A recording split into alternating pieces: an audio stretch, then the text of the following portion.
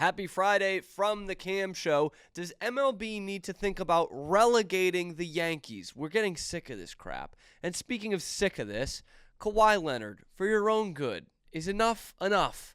And how autistic are we here at the Cam Show? We're going to talk about that as well. And a new segment we like to call Guys Naming Dudes. We talk about the athletes that we remember that you might not. Let's take a trip down the memory lane. Hit the music. This is when you play the music.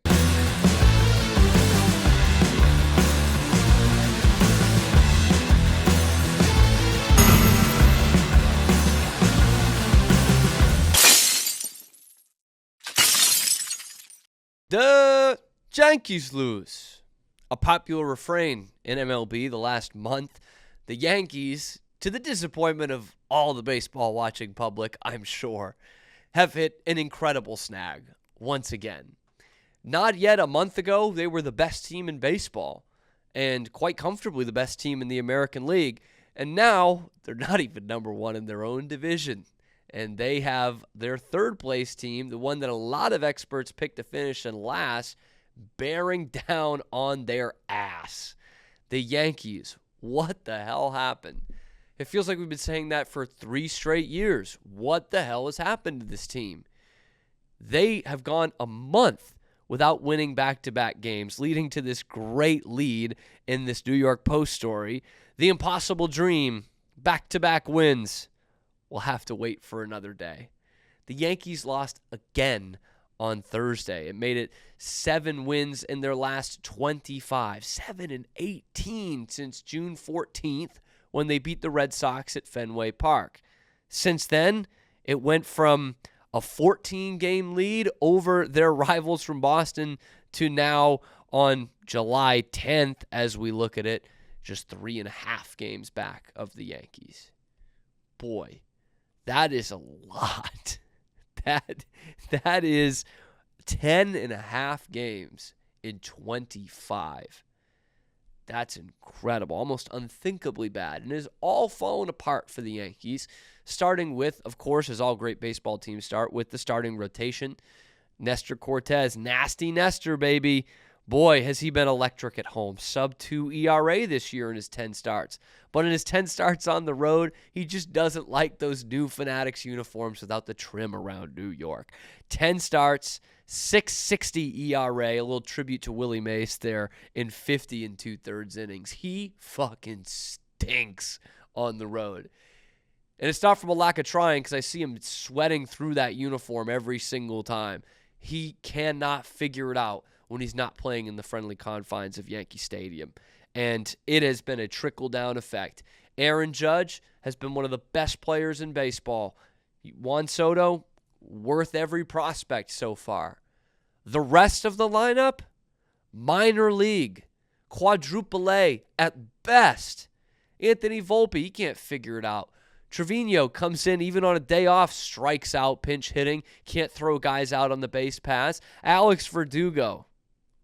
Oh boy, is this a little rewarding for those of us rooting for the Red Sox? Alex Verdugo hit seemingly the walk-off home run to win the World Series against the Red Sox on June 14th, the way he circled the bases and pimped that thing.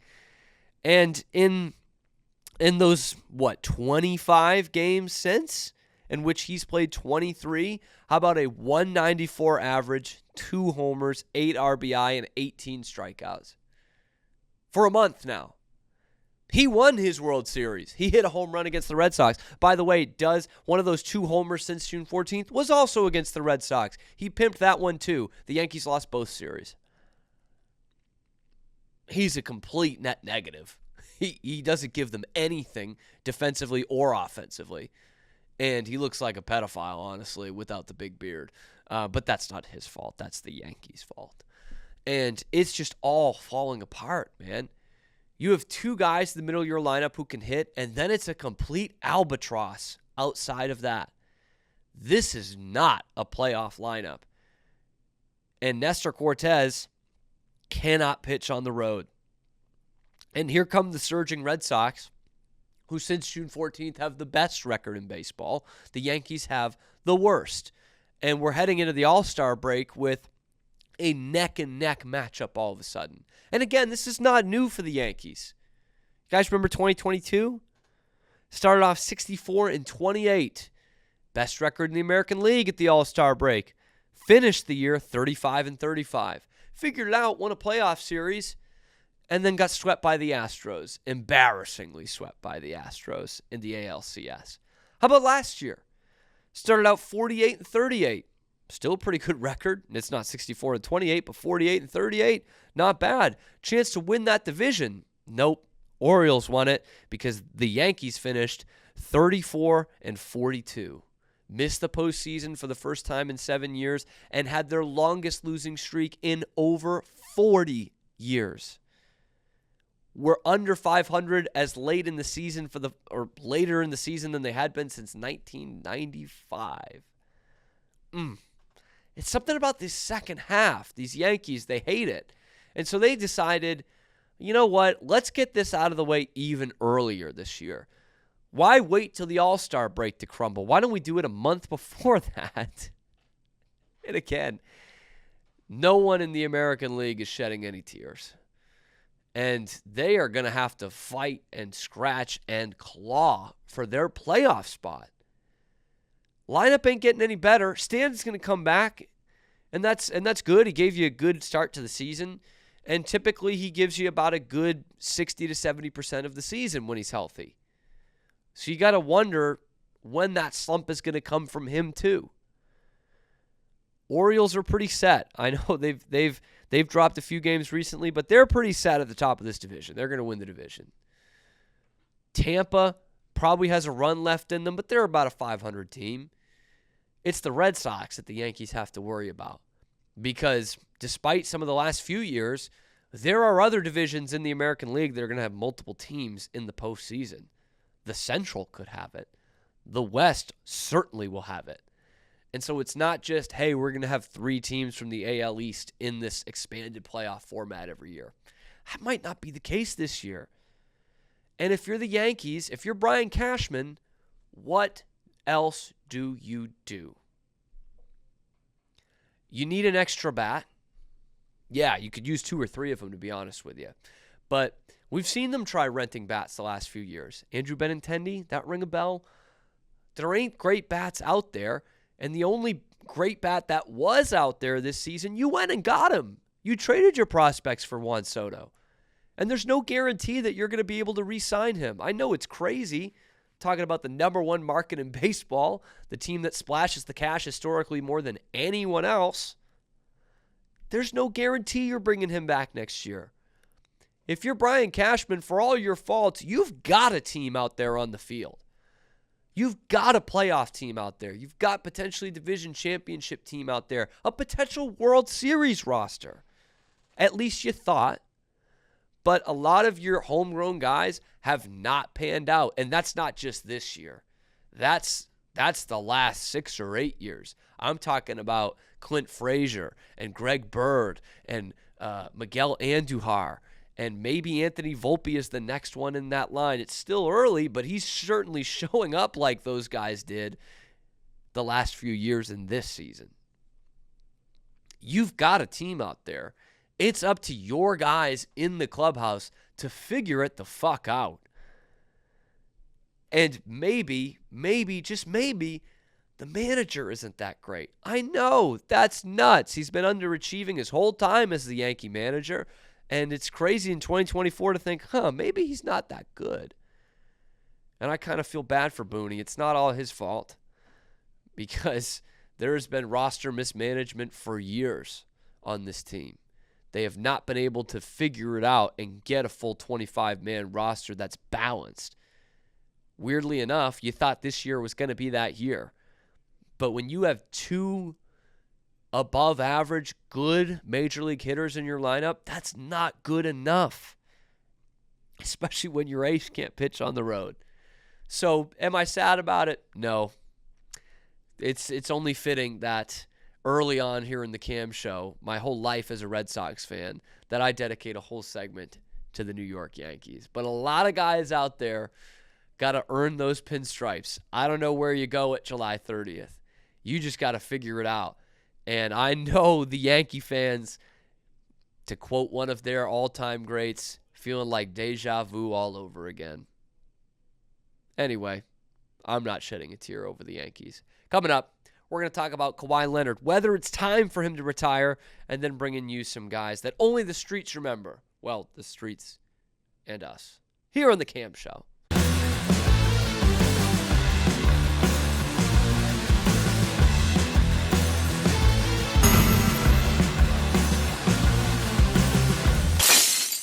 Cam Show, Rogue Media Sports Network. Braden Murray joining me on this lovely Friday. This lovely Friday. He's so happy to do it. Braden, we have the feeling of bridesmaids this week, big time. We played trivia twice this week. We came in second place both times by a combined 2 points. Yeah. That's incredible. That's cruel and unusual punishment. I don't feel great. It's not great. Well, do you remember the answers that were kind of left on the table, like ones that we should have gotten? Actually, I do remember Tuesdays. I suggested an answer that I was like moderately confident in. I got overruled. My answer ended up being correct, and we lost by a point. Which one? It's not a big deal. In the Shawshank Redemption, Andy Dufresne works 3 jobs at the prison. What was his first one? I suggested the laundry room. Someone else said the mail room. We went with the mail room. Stewie Cinema was correct. What are you going to do? How is this? Have you been able to sleep since then? I had a rough time last night. Just thinking about, we were 1 point. Yeah. It was rough. Well said. Live and learn. Live and learn, baby. Are we going back to the other place on Tuesday? I mean, I'm open to it. Okay. I don't think I have anything going on, so okay. I typically don't. Those are the nights now. So I used to show up high to trivia every Thursday when Grace was still living here and she could drive me. Because it started out with going with my girlfriend's friends. And you know how social I am. So yeah. I would get pretty high so that I could deal with that situation. But now I have to drive myself. So those end up being the 2 days I don't get high. At least 2 days. How are you coping well? With not getting high on Tuesdays and Thursdays? I think it's been good for me. Okay. I think it's been good for me. Last night, got home around 10, had my dinner. Well, I stopped at H-E-B. I got some groceries, ate my dinner at 10 o'clock, was dead asleep by 11. That's probably a good, healthy thing for me. I mean, you're 1 day closer to being the assistant coach at local school. Yeah, I am. Which this is actually kind of funny. So we did meet someone who has suggested I apply for an assistant coaching job at a small school, kind of a interesting kind of school that only plays a couple of sports. But one thing is I would need to give up getting high. They randomly drug test a couple times a year. So that's a sacrifice I think I'm willing to make, Braden. But it might become a lot more boring for the show. That's a problem. No, I'm not high on the show, but I get good high ideas. You know, I don't know if that's gonna happen anymore. We'll see. But maybe it's a higher calling. Maybe to coach these young men, mold these young men. Molding them in. Yeah. Now, granted, one of the positions is football, and I've never played football. I know a lot about football, but I wouldn't call myself like a coach of any kind. The other sports I think I could do. But we'll see. We'll see how that develops. We'll see how that develops down the line. Could be very interesting. It could make for some great content on here. Could. And if I was a coach, here's your segue, Braden. If I was a coach, I would tell Kawhi Leonard, maybe it is time to hang it up. Ooh. So Paul Pierce made this claim on Fox Sports. I think he's on that Skip Bayless show. I can't lie to you. I have no feel for Fox Sports at all. And he said maybe Kawhi should just retire after leaving this U.S. camp. Another injury, or nagging injury, I guess. And people are like freaking out that Paul Pierce said this. And, oh, my God, this is the dumbest take I've ever seen. God, this guy just spews out crap like he's Kendrick Perkins. And, like, he's pretty close to that, to be fair. But I don't think that's that wild to take. I don't think Kawhi's going to do it. No. But I don't think that's a crazy take. You know, I think we see it every so often. We saw it with Brandon Roy, with the Blazers, and we saw it with Andrew Luck, notably. Like, these guys who get hurt every year, and there becomes like a quality of life question about this. Like, he's made all the money in the world. Basketball Hall of Fame, he's probably already going to get in. Like, Basketball Hall of Fame's pretty lenient. Like, they'll put him in. Great player. He's won 2 championships. Like, you've done what you can do in the game. You've got to worry about the rest of your life after the game. So, I don't know. To me, it doesn't seem that crazy. Yeah, I mean, he's really done all you can do in the NBA. Multiple All-Star, multiple Defensive Player of the Years, 2-time Finals MVP. Yeah.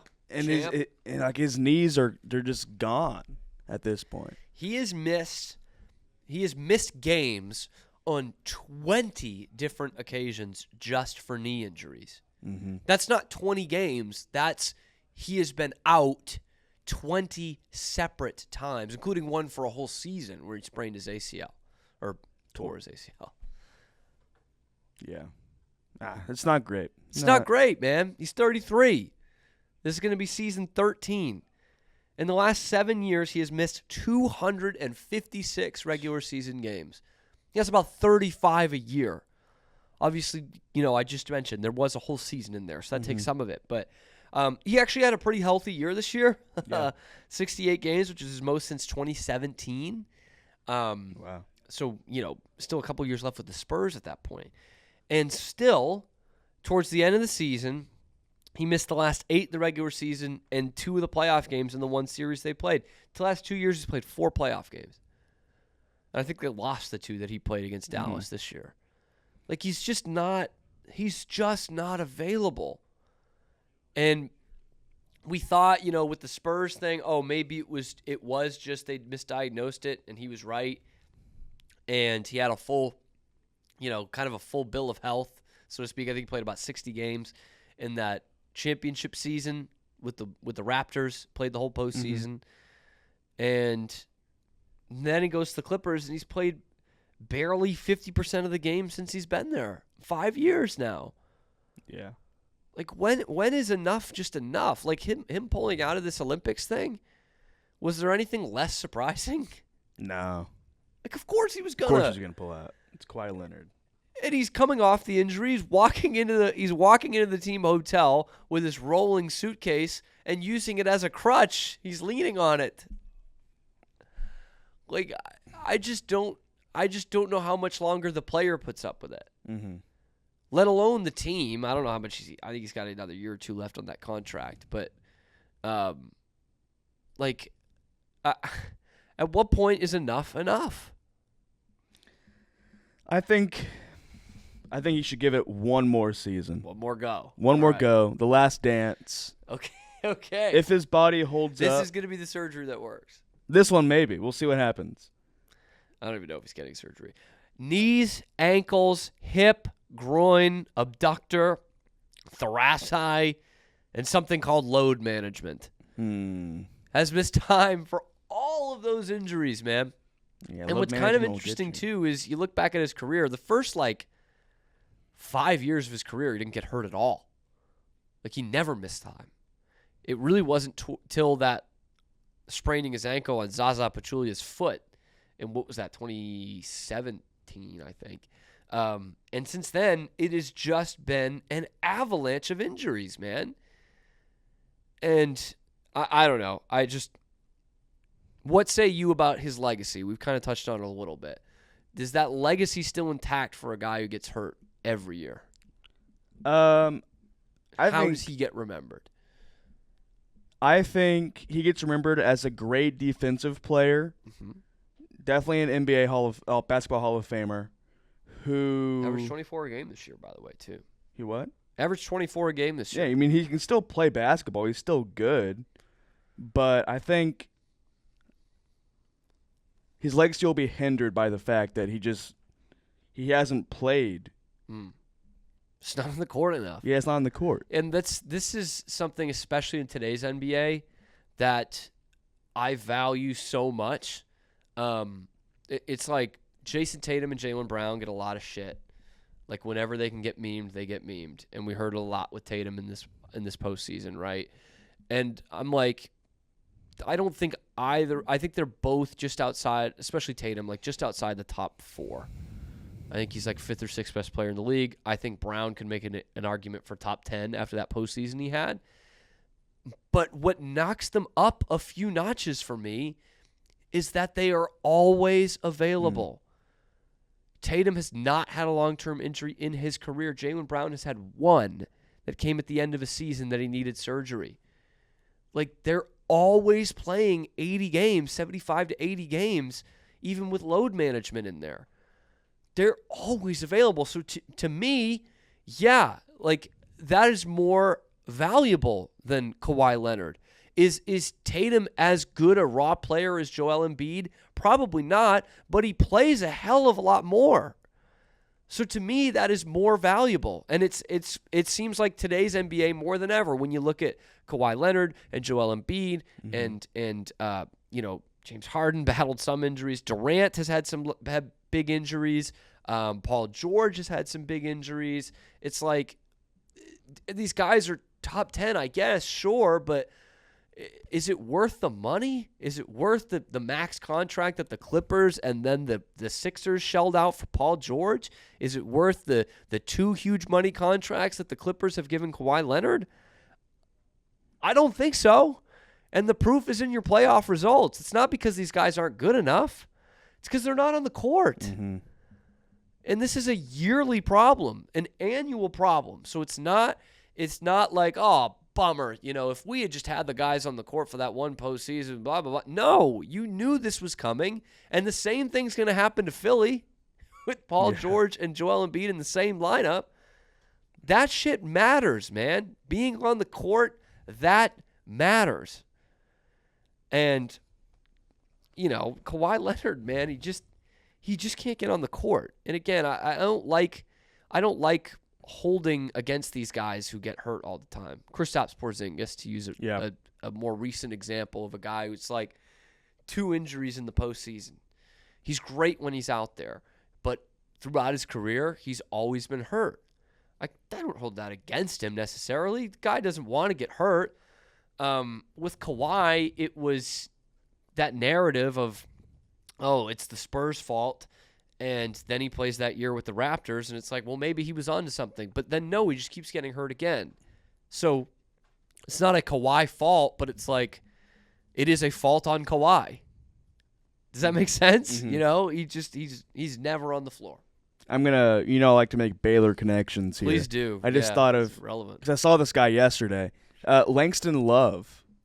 Yeah, guy who's been for Baylor for 3 years. Consistently good during the season and just during the tournament, I don't know, his body fails him. And he can see, I'm sure Kawhi is torn up about it, but because I know Langston Love. He's had a torn ACL, his freshman year, his eye injury. 3 different injuries basically in the span of a couple of weeks this past season. Mm-hmm. There are some guys who, through no fault of their own, their bodies just fail them. Just can't stay out there. Yeah. And Kawhi Leonard is that. And I think you really got to start, like, the Andrew Luck thing was shocking when it happened because he was like 29. Mm-hmm. But I think he was pretty candid about it. He's like, I'm going to have a life after football. And my whole NFL career has been rehabbing and working through a lot of pain and just trying to get to 100% and realistically not ever being 100% and just living in constant pain even when things are going well. Kawhi Leonard has to be at that point now. There's just too many. I mean, you scroll through the injuries, it's like a fucking novel, man. Yeah. He every year it's 20, 30 games. This year it was 18, and that was seen as a good season. But then in the playoffs, And then he's not available when it counts. Right. And it's, again, I don't want to hold that against the player necessarily, but when you're an organization, that's the stuff you got to think about. Mm-hmm. And boy, that Clippers team's going to stink. Yeah. They're going to stink, man.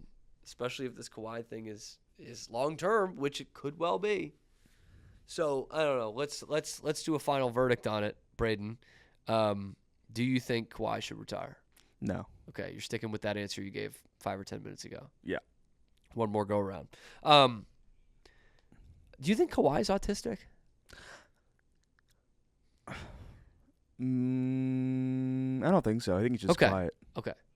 Because that's what I thought about for years. And then we recently took the autism test. An autism test. It's technically not the way you really evaluate autism. But this questionnaire, which was it 26 or 28? For what? For like that's the threshold. If you hit that score, you're definitely autistic.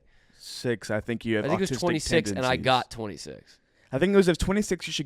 You should think about seeing a doctor. I got bumped up like actually 7 tested. spots in the last year since I got out of my job that I had to be more social. You scored what? 18. I'll go with 18. 18. That's not even fun, man. You're like, I think you got to be 20 to be fun. We found out our whole friend group is autistic. One way more so than me, by the way. Red, who's been on the Cam show before, 31. scored much higher than me. Which I think the threshold for like you have autism was 32. And I think what it is with that particular test is it's such a social thing. Mm-hmm. And none of us are like good at chit chat or small talk or meeting new people. So Yeah. I think that's what that is. I think it's just more fun. And like clearly, as you've been able to tell, like watching our segments before, like I have some special interests for sure. Yeah, you do. Like I can rattle off some things. This whole next segment that we're gonna do is born out of being autistic about sports. The Guys Naming Dudes segment. So anyway, so Kawhi going to play, but not autistic. I don't think he's autistic. Okay. It's fine if you are, Kawhi. I don't care. Anyway, Guys Naming Dudes coming up next. We're going to talk about the players the streets remember that you might not necessarily. But we're going to provide that for you. We're going to take you down that nostalgic sports trip. Coming up on the Rogue Media Sports Network, it is The Cam Show.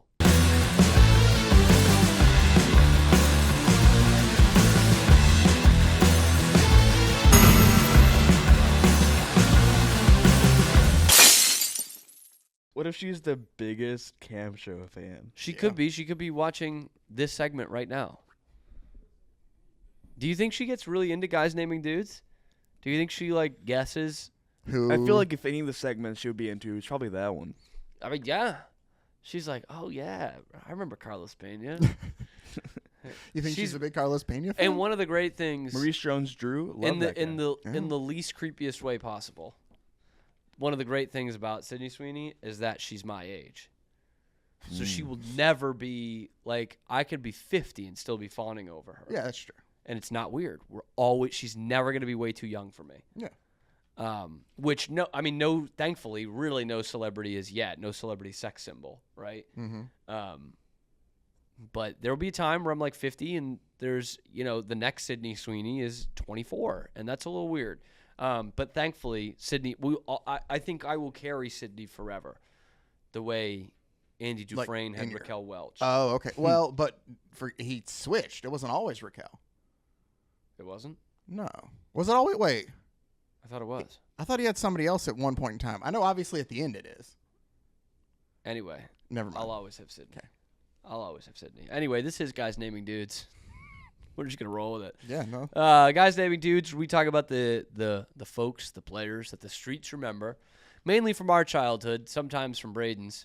And what we do is we just go over a little bit about their career, a little bit about their personal lives, and we like to give them the shout-out that I think they deserve. So guys who had, great peaks or some great moments, but ultimately are kind of lost to history. These guys are not in their sports Hall of Fames. They typically don't have their number retired, but they are ones that – Braden, does yours have his number retired? On one of the teams. Well, but there are some exceptions. There are some. There are some exceptions. There are guys who are small time that do get their numbers retired. Didn't Brady Anderson have his jersey retired? There was somebody. He's in the Orioles Hall of Fame. Or that's what it was. He was in the team Hall of Fame. Which I think that's fine. That's a good barometer. Like that's kind of the limit. I think is a good one of they're in the team Hall of Fame. Yeah. No, for sure. Anyway, so we'll give off a little bit, like a few nuggets about their career and try and guess who that guy is. Guess who that guy is. There we go. Yep. Either of you want to go first? I don't mind going for. Oh, you don't want to go first, Braden? Was that a head shake? No. I mean, I don't prefer to no, not. fair If you enough. want I'll to. go Okay, Zach will go first. I'll go first. All right. So my guy comes from the world of baseball. I have Okay. noticed Oh, a lot in great. us doing this segment that a lot of the dudes that I remember tend to be baseball. A lot of guys. baseball. Yeah. Baseball just lends itself to more dudeness. And I think also in a like way, football is bad at it. I think. Oh yeah. Well, I think also in a way, like since there's so many players in baseball, just how deep the rosters are, Uh-huh. that you get more so in that sport than others. You get like quality players that miss out on the Hall of Fame Sure. and stuff like that could.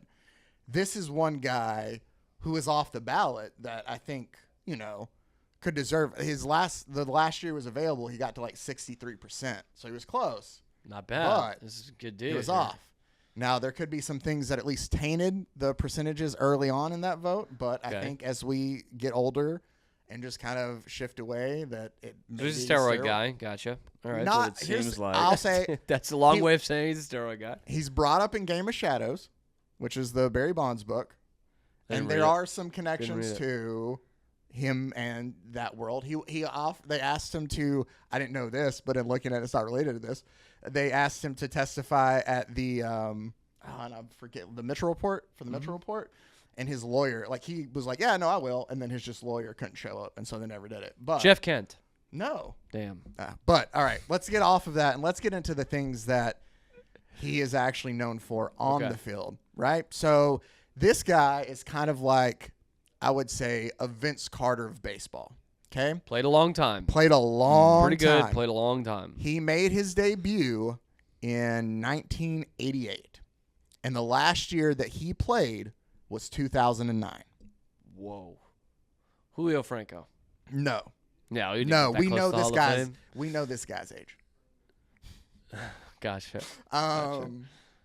Because it was Franco who had a problem with that too, right? Probably. I think so. Yeah. He I was can tell really you, old. they even have. Let me do this. So you want the teams that he played for? I feel like some of that's going to give it away. I'll tell you that early on he played for the Padres, and he is. I went to double check and look. He is the only Padre aside from Tony Gwynn to win a batting title. Interesting. Okay. Okay. I'm guessing a good big home run hitter as well. He He's a is. steroid guy. He is. He also holds the Los Angeles Dodgers single season record for at bats per home run with 11.7 or 11.7. Okay. So far we have Padres and Dodgers. Yeah. Padres and Dodgers. He Big let me NL give. West. He is a let's see, where is it? 9-time All-Star. Damn, this is almost too good to be a dude. He is a 5-time Silver Slugger. That's the thing. The only reason I ended up putting him in a It's 'cause dude he's not in the Hall is of the Fame? fact that they did not put him in the Hall of Fame. Pete Rose, dude. Wait, This is he- Well, remember- but he is not a part of any team Hall of Fames. And I wonder if it's because he played for so many. Because another thing about his So we got to be thinking this guy's got to hit like 400 homers. more. Well, 500 homers. He's a 500 homer guy. Wow. Whoa. Whoa. That's definitely almost too He good to be is a the dude. first player to represent 5 different teams in an All-Star game. I think I might know who this is. He is the first player to hit at least 25 home runs for 6 different teams. The 25th player to reach 500 home runs. He also holds the record for most MLB ballparks played in. That's a nice record. And- yeah, he went through kind of the late 80s, then the early 90s, start to get all new ballparks. Yeah. And he is one of 2 players in MLB history, along with the crime dog Fred McGriff, to have 30 or more home runs in one season for 5 different teams. Can I ask a follow-up question here? Yes, you can. Because I think we would think of this guy in like the great, like Patrick Ewing with the Magic uniform on, Okay. or like Emmitt Smith with the Cardinals. What team Did he is hit in his your- 500th home run with the Detroit Tigers? I think he did. Let me see when Does he have a very mimicable batting stance? Yes, he does. As a kid, I loved doing it. It's the waggle. I have one Here. near me that I Oh. can do. I'm trying to look for The something. waggle. It's the waggle. Yeah, Braden, did you ever like get in wiffle ball and you had your bat like this and you would do that? As a kid, No, there that. as a kid, there are 2 people I tried to emulate. I guess Oddly enough, the water one was This, you know, yeah. he's not gonna.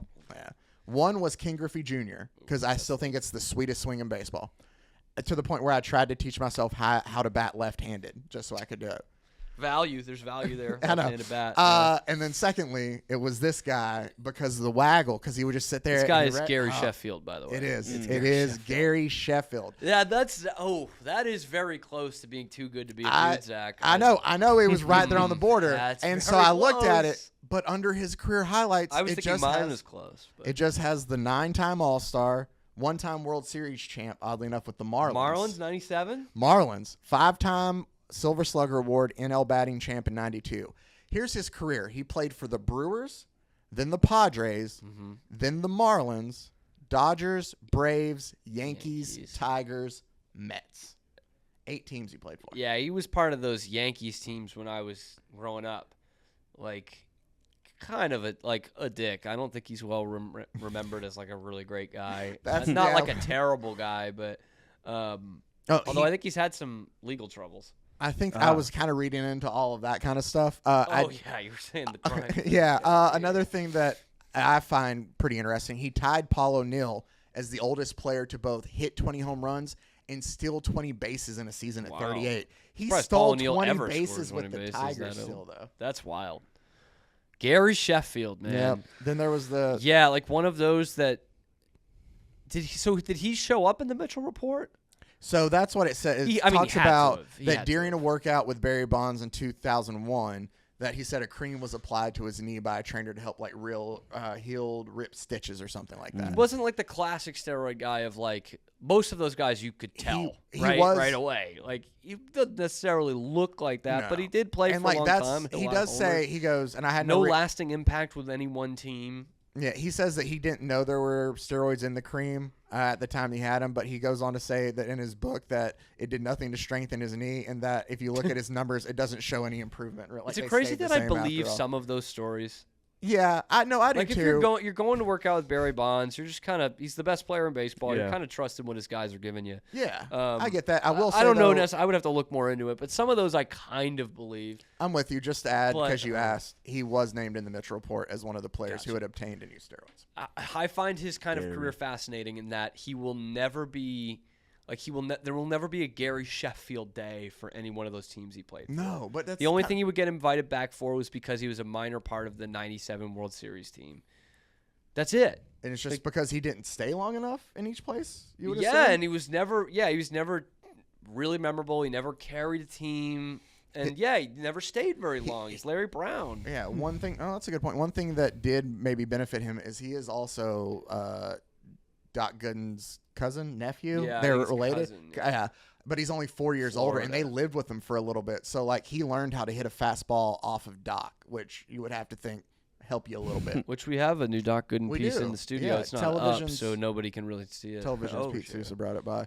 I will add my last bit before one of you guys though. There are 3 posters in Shawshank. It's Rita Hayworth, Marilyn Monroe, and Raquel Welch. Thank you for that. I think that's important. They do. He was there a long time. He is. Which we did have a Raquel Welch. We had that poster discussion a few weeks ago. That would have been interesting. Because mine was Margot Robbie, I think. Because I think you did, and now that I think about it, I think you did bring it up, like, that he would have been in prison when Raquel Welch rose to stardom. Yeah, so that's why it's the last one, is because those. I think it's obviously the movies they were getting later in the prison. Yeah, you have to think just magazines. Yeah. Braden, your dude. Okay. So my dude, he is in 2 team Hall of Fames. Oh. Whoa. And his number is retired with one of them. This is going to be better of the 2 teams? Huh?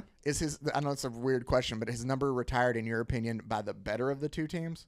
Okay, that's all I need. Let's start with the sport. Yeah. Baseball. Okay. We're all baseball. Okay. We're all baseball. Oh, you're okay. Yep. All right, go ahead. Both the teams, he did win a World Series with both of them. Oh, okay. The first team, I guess the team that retired his number, he was elected in the Hall of Fame later, but he played for earlier in his career. Okay. He won an MVP for. It's going to be like Greg Maddux. Wait, league or like like World Series MVP? League. Okay. NL MVP. NL, okay. He's a 5-time All-Star. Is he currently playing still? No, he retired in 1990.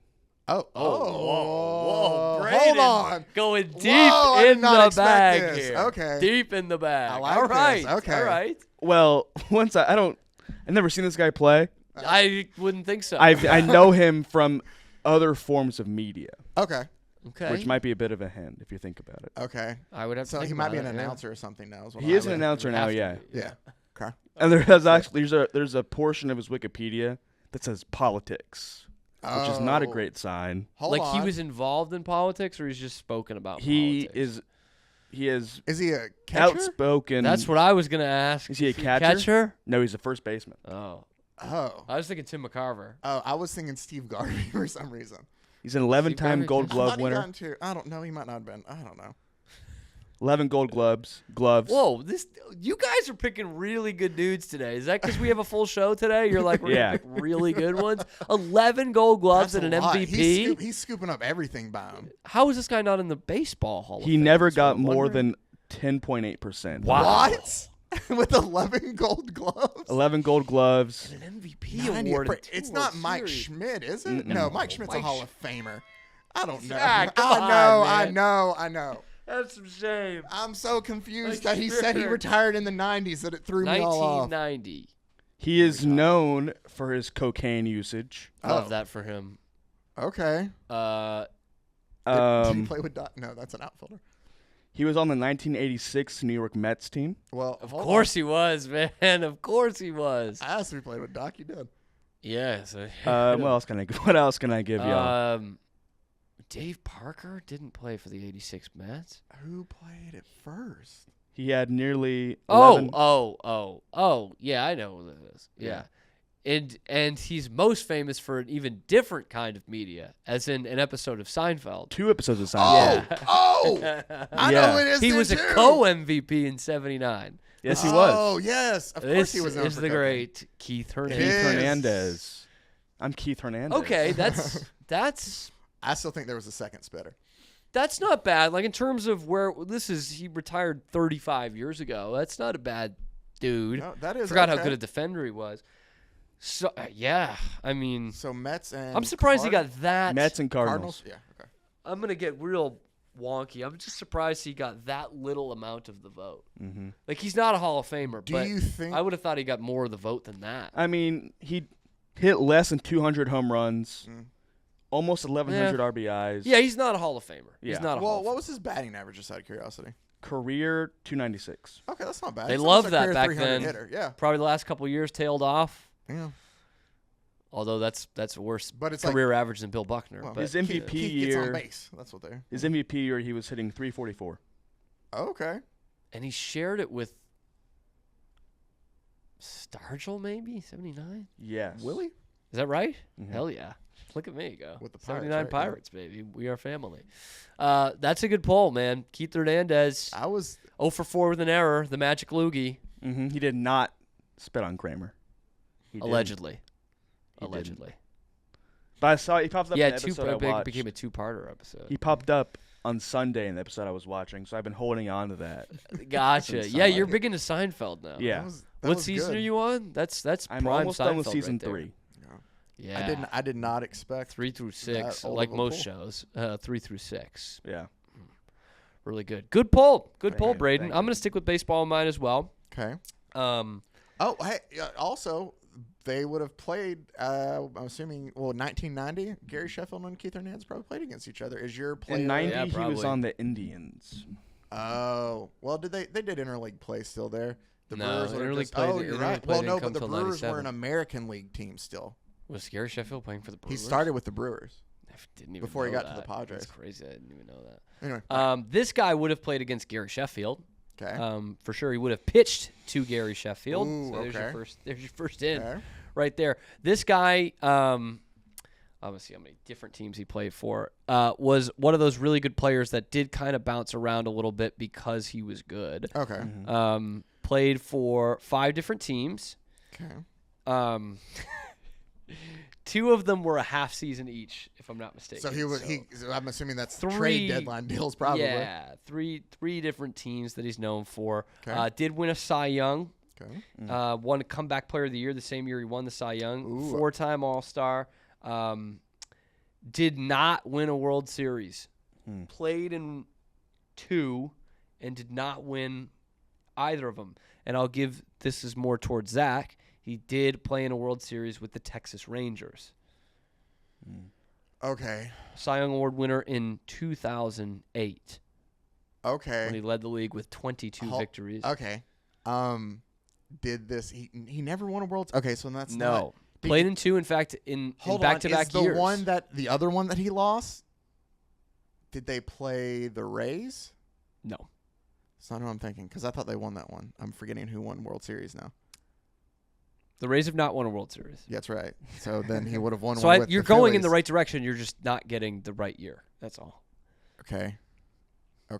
He was in 2009. He was pitching in Game 1 of the World Series. It was the first time two pitchers from the state of Arkansas faced off against each other in the World Series, because this guy's from Benton, not to be confused with Bentonville, the home of Walmart. I'm glad you gave us that distinction then. You're welcome. You're welcome. See, 'cause Braden I would know this guy. For some reason, I thought, 2009. and I'm just off on it today. I thought Cliff Lee at first, because I was thinking, did he win a Cy Young with the Yeah, with I mean, Cleveland before? that's not a I know bad he thought. lost, but the other World Series he would have won with the Phillies, so he's won one. Well, did he? Do I have my years?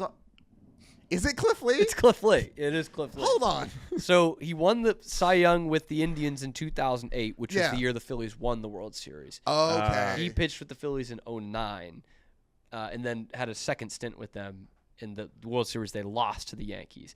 Then he signed a big money deal with the Mariners, half Yeah. a season, then was traded to the Rangers to pitch in that 2010 World Series, and then back to the Phillies to round out his career.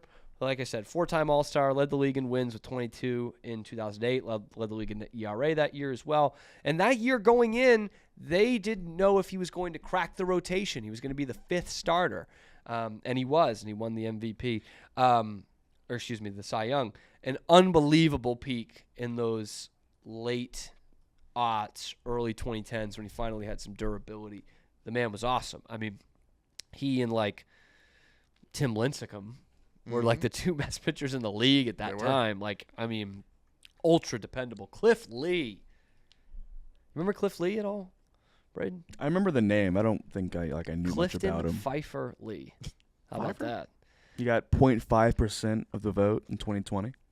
I am a little surprised he didn't get just a tad more. But, yeah, I mean, he was never going to get more than 5% of the vote. You know what I mean? Yeah. I think I know. Awesome personal life, too. Because his wife, they met in middle school but didn't start dating until they were in college. And he is a super introverted guy, and he said he would rather cut off his pitching arm than call attention to himself.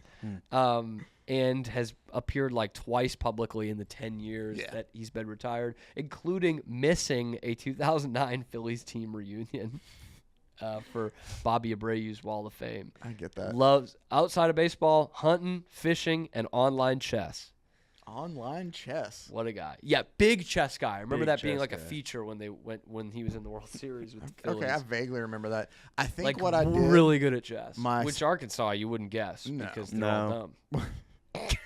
Don't they rank higher than Just us in kidding. I education? love you. I love you, Arkansas. I don't know. There They're might known- be a Speak chance for yourself. I went to Massachusetts public schools. They're They're more known for public school system wearing in Oh, America. Fake okay, fur hold on. coats in the middle of summer in Georgia, too. Yeah, in Arkansas, it's produced Bill Clinton, Walmart, Cliff Lee, and that guy for the bananas.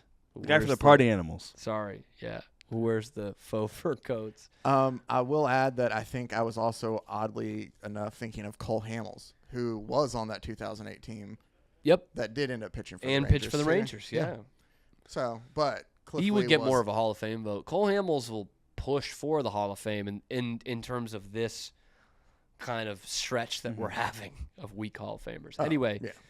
that was Guys Naming Dudes. And that was the Cam Show. Thank you to Zach. Thank you to Braden. Thank you to all of you watching. Thank you to all the seamen who have joined on this maiden voyage of the Cam Show on Rogue Media Sports Network. We'll see you next week.